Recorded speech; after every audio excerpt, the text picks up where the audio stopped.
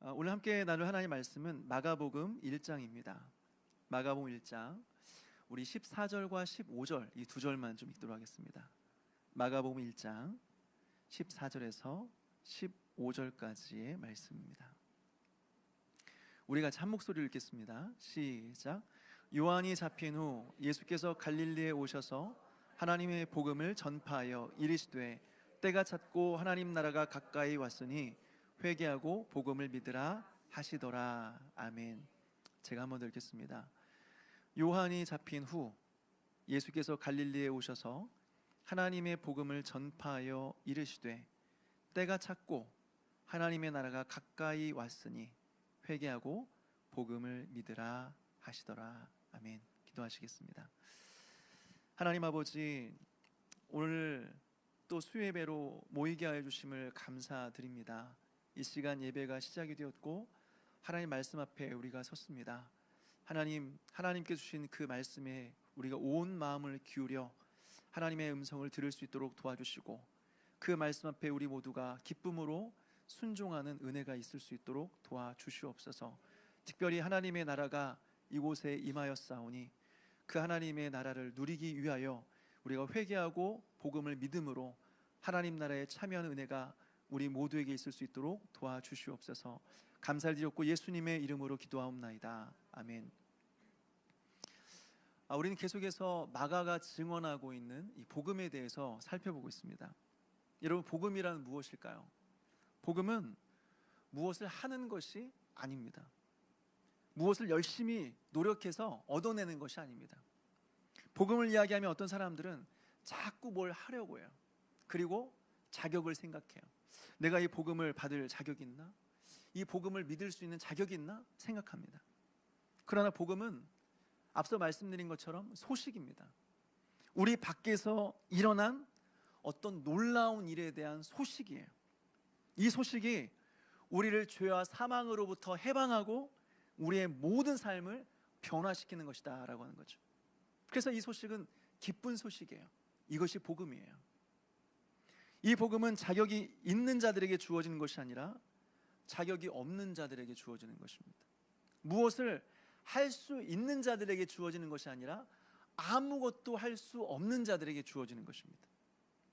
오직 복음을 복음으로 여기면서 받아들이는 모든 자들에게 이 복음은 값없이 주어지는 것이고 기쁜 소식이 된다라고 하는 것이죠.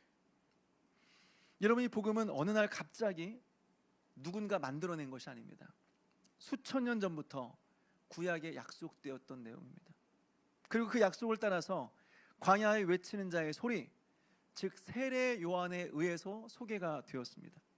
그분이 바로 예수 그리스도이시죠. 여러분, 예수 그리스도가 복음입니다. 그리고 예수님께서 하신 일이 우리에게 복음이 됩니다.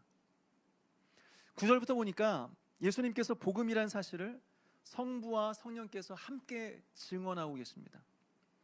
예수님께서 세례를 받으시고 물 위로 올라오시니까 여러분, 무슨 일이 일어났습니까? 하늘이 갈라지고 성령이 비둘기같이 땅으로 내려오기 시작했습니다. 바로 성령의 기름 부음이시죠. 즉 성령께서 예수 그리스도가 메시아다, 구원자다 라고 하는 것을 증언하고 있는 것입니다. 뿐만 아니라 성부 하나님께서 하늘에서 선포하셨습니다. 너는 내 사랑하는 아들이라, 내가 너를 기뻐하노라. 여러분, 이거 외에 무슨 증거가 필요합니까? 이거 이외에 무슨 확실한 증거가 필요합니까?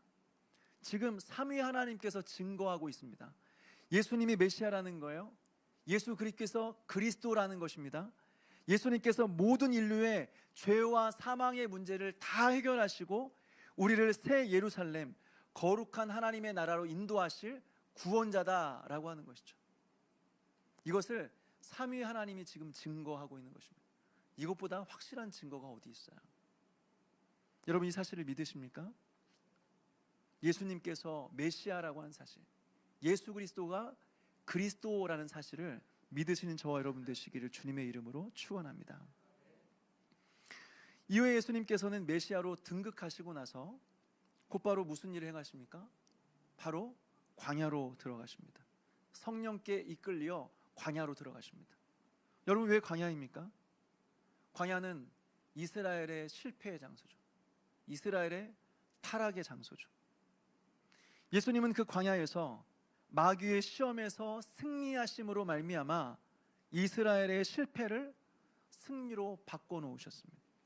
그들의 절망을 소망으로 바꾸어 놓으셨습니다.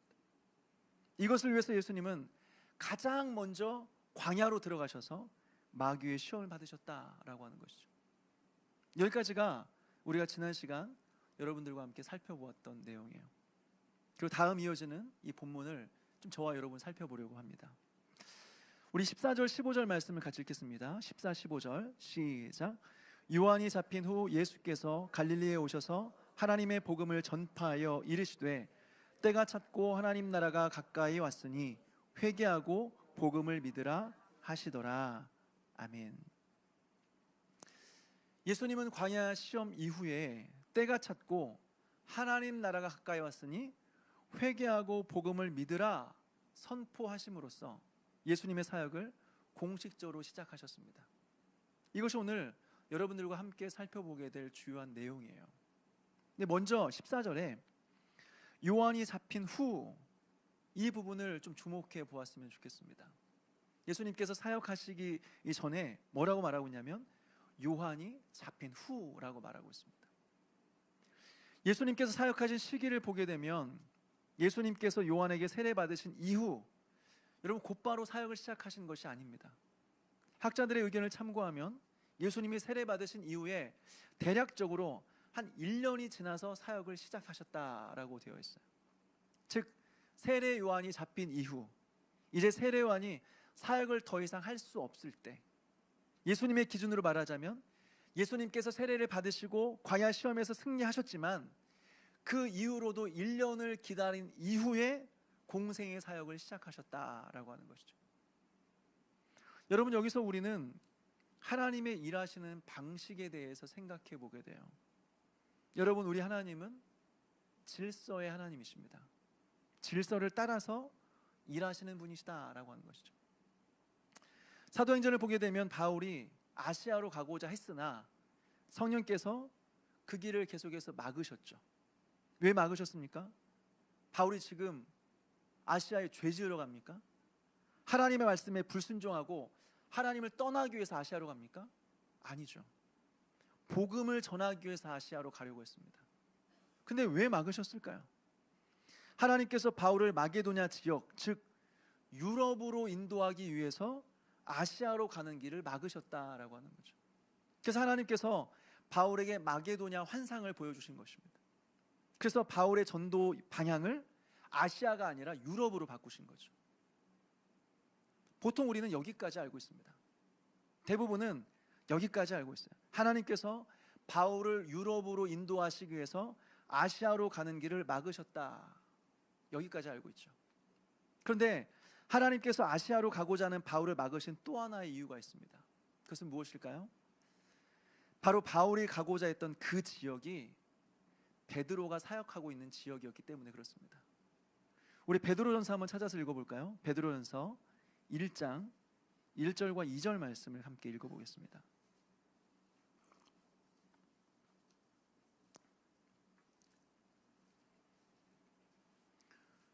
베드로전서 1장 1절과 2절 말씀입니다. 같이 읽겠습니다.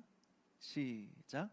예수 그리스도의 사도 베드로는 본도, 갈라디아, 갑바도기아, 아시아와 비두니아에 흩어진 나그네 곧 하나님 아버지의 미리 하심을 따라 성령이 거룩하게 하심으로 순종함과 예수 그리스도의 핏보림을 얻기 위하여 택하심을 받은 자들에게 편지하노니 은혜와 평강이 너에게 더욱 많을지어다. 아멘.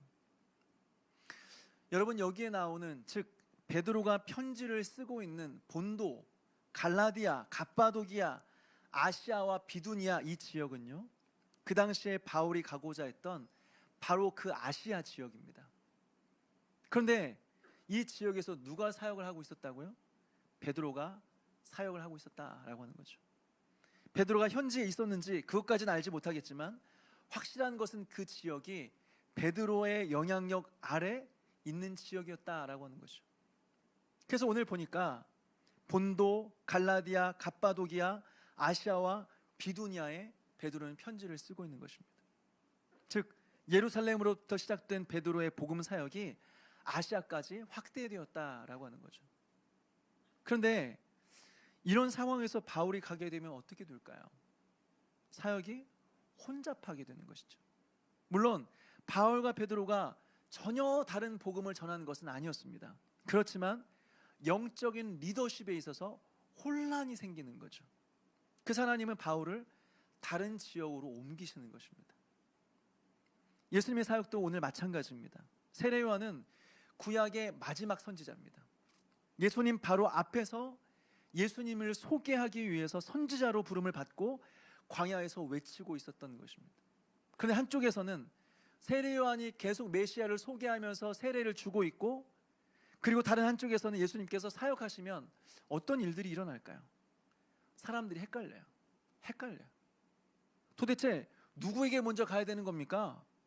예수님께 가기 전에 먼저 세례 요한의 세례부터 받아야 되는 거 아닙니까? 그냥 바로 예수님께 가면 안 되는 거 아닙니까? 저는 세례 요한의 말씀이 더 좋던데, 저는 갈릴리보다 광야가 제 취향에 좀 맞던데. 여러분, 이런 일들이 일어나지 않겠습니까?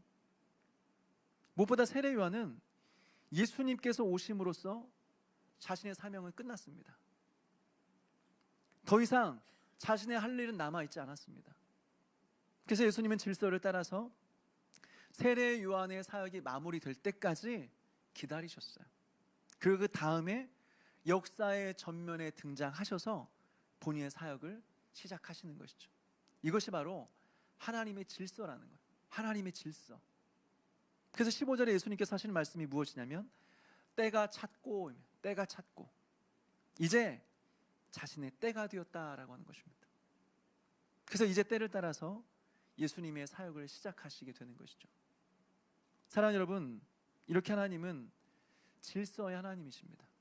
질서를 따라서 또 자신의 때를 따라서 일하시는 분이시다라고 하는 거죠. 그럼 여러분, 우리의 모든 인생이 우리의 시간표대로 흘러가야 된다, 이런 생각을 내려놓으십시오. 예수님도 때를 따라 하나님의 시간표대로 순종하셨습니다. 그렇다면 우리 또한 하나님의 시간표가 있다는 사실을 믿고 그 시간을 기다려야 되는 것이죠. 하나님의 일은 때가 되어야, 때가 차야 이루어지는 것입니다. 그 때를 기다리며 그 때에 순종하는 저와 여러분 되시기를 주님의 이름으로 축원합니다. 또 한 가지, 예수님은 세례 요한의 사역이 다 마무리될 때까지 기다리셨다가 그 이후에 자신의 사명을 감당하셨습니다. 여기서 우리는 무엇을 깨닫습니까? 사역에 있어서 자신의 몫이 있다는 거예요. 사역에 있어서 자신의 몫이 있다는 것이죠. 다시 말해서 한 사람이 다 끝까지 할 수 없는 것입니다. 지금 우리가 하고 있는 일들은 하나님께서 허락하시는 분량만큼만, 하나님께서 허락하시는 때까지만 감당하는 것입니다. 그리고 때가 되면 역사의 뒤로 물러가야 되는 것입니다. 물러나야 되는 것입니다. 그래서 우리에게는 시간이 그렇게 많지 않아요. 예전에 교회 목사님께서 항상 하시던 말씀이 있었어요. 메뚜기도 한철이다. 메뚜기도 한철이다. 그러니까 여러분, 우리에게 주어진 이 시간, 이 자리, 나중에 후회하지 않게끔 충성스럽게 잘 감당하는 저와 여러분 되시기를 주님의 이름으로 축원합니다. 이어서 살펴보고 싶은 것은요, 15절에 예수님께서 선포하셨던 하나님 나라가 왔다, 이 말입니다. 하나님 나라가 가까이 왔다라고 하는 이 말입니다. 여러분, 예수님께서 말씀하시는 그 하나님의 나라는 무엇을 의미하는 것일까요? 원문을 보니까 하나님 나라를 헬라어로 바실레이아 투 데우라고 말하고 있습니다. 여기서 바실레이아, 여러분, 이것이 나라입니다. 나라, 왕국, 나라입니다. 이 단어의 핵심은 무엇이냐?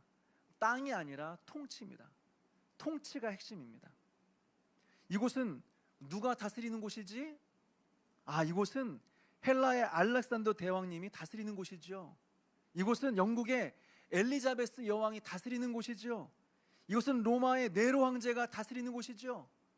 이곳은 중국의 진시 황제가 다스리는 곳이죠. 여러분, 이것이 바로 바실레이아, 즉 나라의 의미인 것입니다. 다시 말해서 땅이 아니라 이곳이 누구의 통치 아래 있는가, 이 통치의 의미다라고 하는 것이죠. 그렇다면 오늘 예수님께서 하나님의 나라가 가까이 왔다라고 하는 이 선언, 이 선포는 정확하게 무엇을 의미하는 것일까요? 이것을 이해하기 위해서는 유대인들이 생각했던 하늘의 개념을 이해할 필요가 있습니다. 유대인들은 세 단계의 하늘이 있다고 믿었어요. 첫째 하늘은 우리가 눈으로 바라보는 하늘입니다. 구름이 있고 새가 날아다니는 그런 하늘이죠. 또 둘째 하늘은 그 위에 있는 하늘입니다. 그 위에 있는 하늘은 무엇이냐? 공중 권세 잡은 자가 주관하는 하늘이다라고 하는 것입니다. 다시 말해서 마귀가 다스리고 통치하는 그런 세상인 것이죠. 셋째 하늘이 있습니다. 셋째 하늘은 그 위에 하나님께서 계시는 하늘입니다. 그것은 하나님께서 보좌에 앉으셔서 모든 만물을 다스리시는 곳이죠. 여기가 바로 바울이 3층 천에 올라가서 하나님을 배웠다라고 말하는 그 하늘이라고 하는 것입니다. 그런데 예수님께서 오시기 전까지 여러분, 이 세상은 어땠습니까? 마귀의 권세 아래에서 마귀의 지배를 받고 있는 세상이었습니다. 늘 죄를 짓고 그 죄를 지은 결과 죽음이라는 싹스를 받으면서 사망 아래 비참하게 살아가던 그 세상이었습니다. 이것이 바로 로마서 6장에서 말하는 죄의 싹스는 사망이요 라는 그런 의미죠. 열심히 이 땅에서 죄를 짓고 죄 지은 결과 너 참 수고했다 라고 싹을 주는데, 월급을 받는데, 그것이 바로 죽음이라는 거예요. 그것이 사망이라는 거예요. 계속해서 죄를 짓고 수고한 만큼 죽음과 사망이라는 대가를 받으며 살아가는 이 세상이 바로 마귀가 지배하는 세상이라고 하는 것입니다. 그렇다면 이 세상에서 벗어날 수 있어요? 못 벗어나요. 아무리 노력해도 죄의 노예로 살아가던 삶에서 우리는 아무도 벗어날 수 없어요. 나는 내가 좋아서 죄를 짓는 거고, 나 마음만 먹으면 얼마든 죄 안 지을 수 있습니다. 착각이에요. 그럴 수 없어요. 절대 못 벗어나요. 이것이 바로 예수님이 오시기 전까지의 바실레이아, 바로 이 나라였다라고 하는 것입니다. 그런데 예수님께서 오시자 무슨 일이 일어났습니까? 마귀가 다스리던 이 나라가 균열이 가기 시작했어요. 예수님께서 메시아로 오셔서 광야에서 이 마귀의 시험에 승리하심으로 말미암아 마귀는 심각한 타격을 입게 되었습니다. 물론 마귀의 결정적인 패배는 예수 그리스도의 십자가의 죽으심과 부활이지만, 이미 광야 시험을 통해서 마귀의 나라는 무너지기 시작했습니다. 그리고 하나님의 나라는 마귀가 지배하던 이 세상을 찢고 그 속으로 들어오기 시작했습니다. 그래서 어떻게 해요? 더 이상 마귀가 이 세상을 자기 마음대로 잡고 흔들 수가 없게 되었어요. 그래서 이 땅의 모든 사람들이 흑암에 앉아서 울부짖을 필요가 없게 되었어요. 여러분, 이것이 바로 예수님께서 말씀하시는 하나님 나라가 왔다, 하나님 나라가 가까이 왔다라는 의미인 것입니다. 여러분, 그 증거가 무엇입니까? 마태복음 12장 28절 말씀 한번 찾아서 읽겠습니다. 마태복음 12장 28절입니다.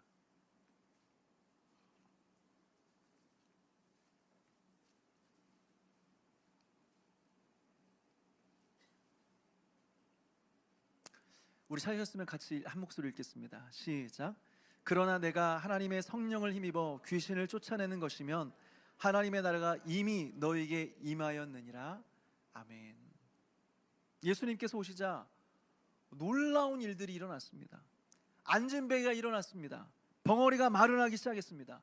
눈먼 자가 보기 시작했습니다. 귀신이 떠나가는 일이 있었습니다. 죽은 자가 살아났습니다.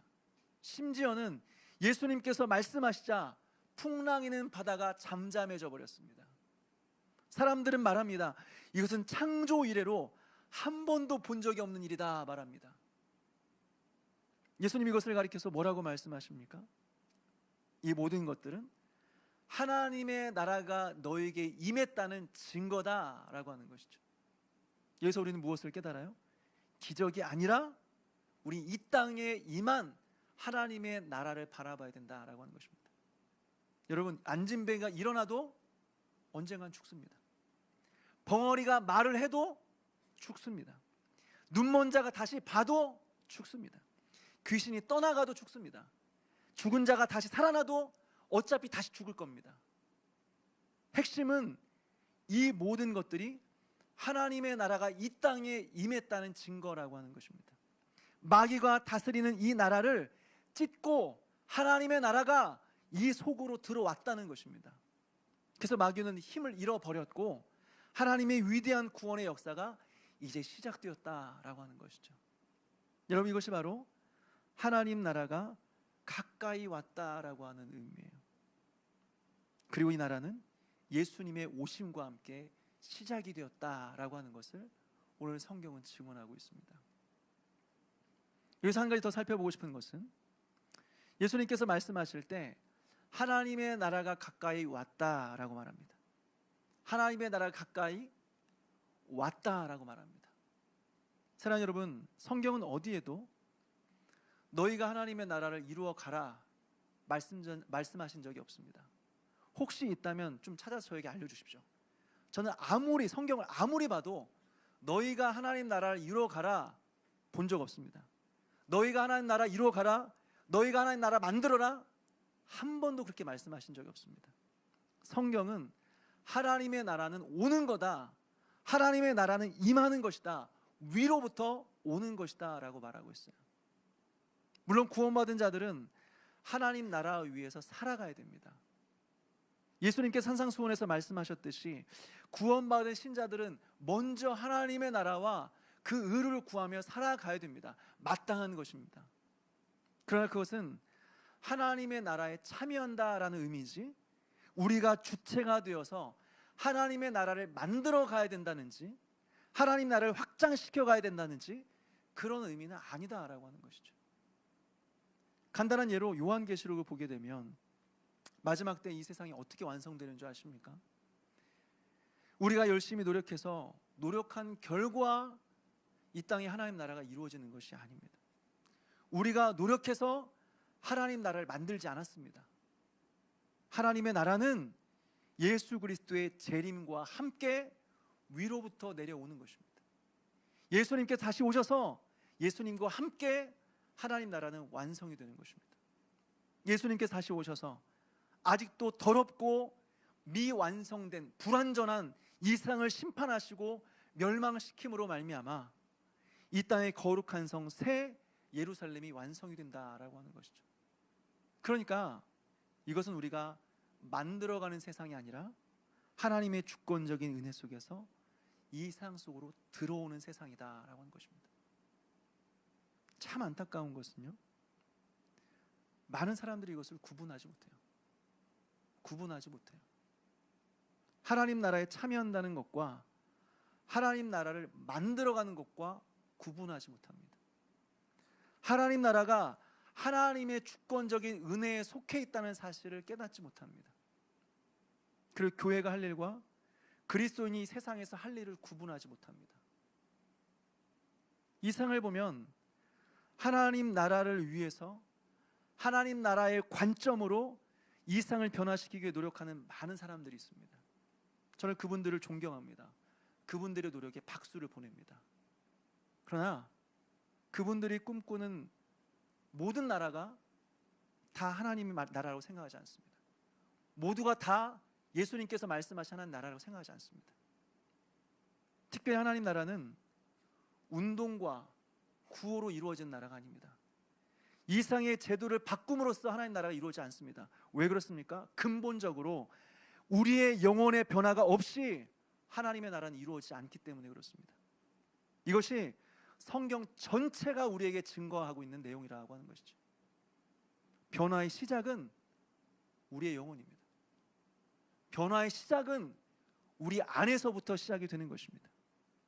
중생으로부터 시작된 우리의 영혼의 변화로부터 시작되어서 우리의 삶과 우리의 인생의 변화가 시작된다라고 하는 것이죠.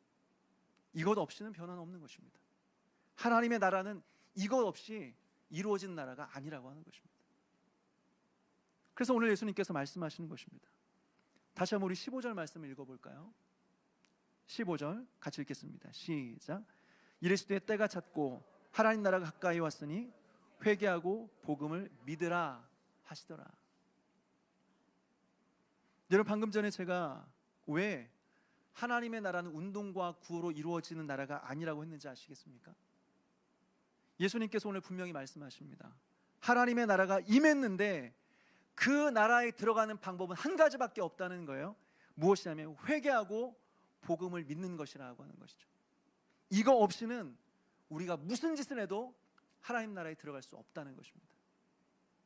그래서 교회의 마지막 사명은 복음 전파입니다. 복음이 없이는 하나님 나라에 못 들어갑니다. 복음이 없이는 하나님 나라에 참여할 수 없습니다. 복음 앞에서 진정한 회개와 믿음이 없이는 하나님 나라의 백성이 아무도 될 수 없습니다. 물론 우리가 그리스도인으로서 이 세상 속에 들어가 하나님 나라에 참여하며 살아가야 되는 것이죠.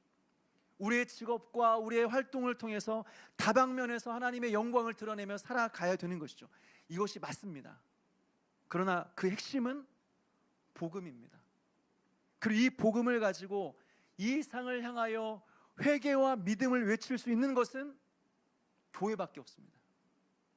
그러니 교회의 마지막 사명은 복음 전파다라고 하는 것이죠. 계속해서 말씀드리지만 교회는 이 세상에서도 줄 수 있는 것을 주는 곳이 아닙니다.